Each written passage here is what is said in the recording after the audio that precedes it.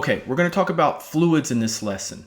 So one of the things that I want to make clear is that it is very difficult to give specific recommendations for fluids, especially for young children. So I'm going to refrain from giving specific recommendations for young children, but I'm going to go through a lot of math in this lesson. So make sure you pay attention, grab some paper, take some notes, because each individual sweats at a different rate. They play at a different intensity. They may play in a different temperature or humidity, and all those things factor into how much fluid you're going to need. So the first thing that I wanted to go through is what is the best way to determine what my fluid needs are. And I've looked at this a lot of different ways, but I do think that probably the best way is determining what your sweat rate is. So basically, sweat rate and electrolyte losses are really hard to estimate just based on an age or gender or body weight.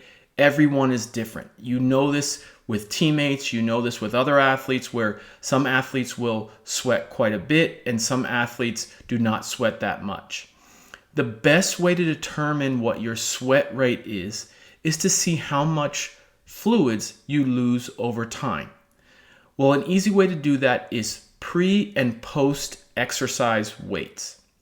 So basically, what you're going to do is weigh yourself, usually with minimal clothing, prior to the activity, participate for that activity, and then weigh yourself after. Now, assuming that you didn't drink a lot of fluids or didn't eat anything, you'll be able to see how much fluids that you lost in that time period.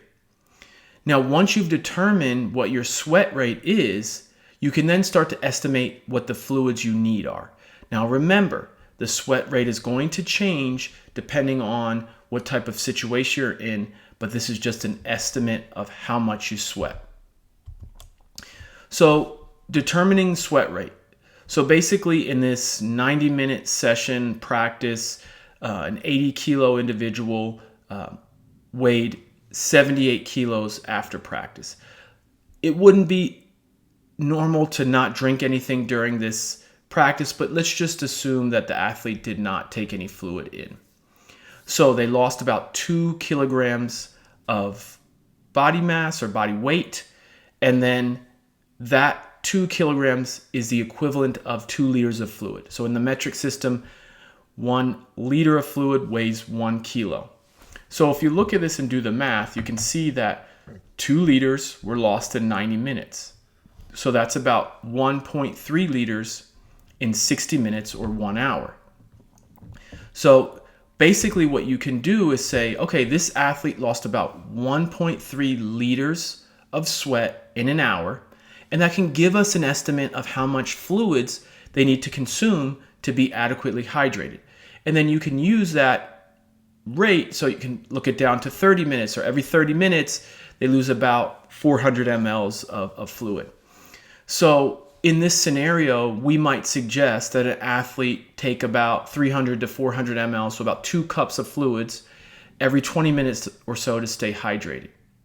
So that's really breaking it down to a scientific way of how much fluid you should be taking. But the realities of high-level sports can make that estimate a little bit unrealistic.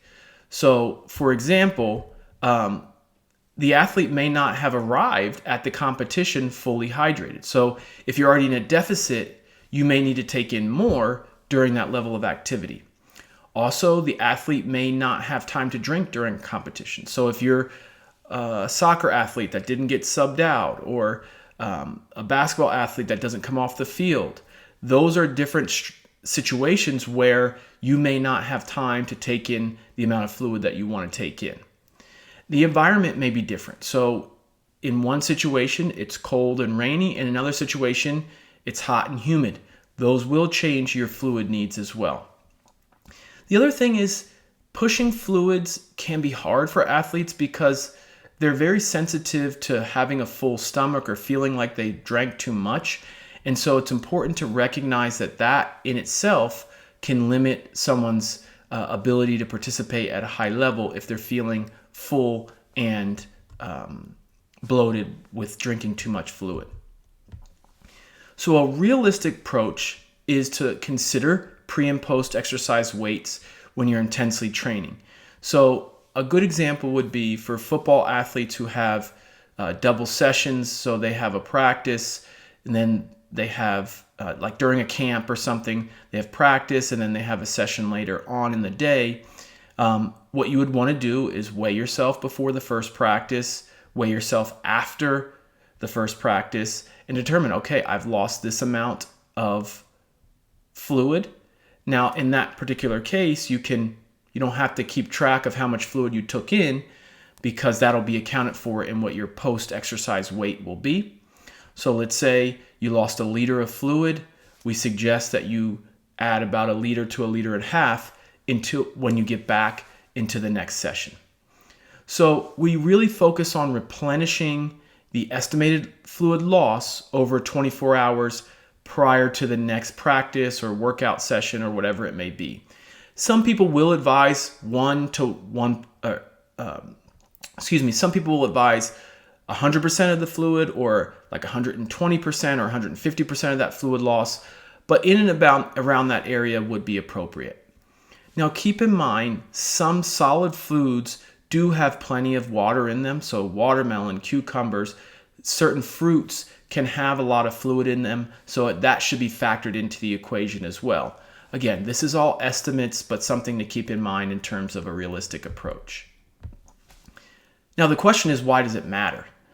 Well, what we know is that when the body is dehydrated, even to a small percentage, so like at 2% of body weight, that can lead to a decrease in performance. So let's take this example of this 80 kilogram athlete. If we say, okay, what's 2% of 80 kilos? It's 1.6. And so if you lose 1.6 liters of fluid, you're already about 2% of your body weight, and that is going to show a decrease in performance. Well, we just showed an example sweat rate of it being 1.3 liters in an hour. We also know that some people sweat more, some people sweat less. And so that is very, very reasonable to be able to get to that 2% mark very quickly in a hot and humid environment, or even just in an indoor gym or something like that. So the key step is really limiting the risk of becoming 1 to 2% dehydrated, because we know that will lead to a decrease in performance. So you want to prepare ahead of time. You want to plan your fluid strategy before and after and during the competition.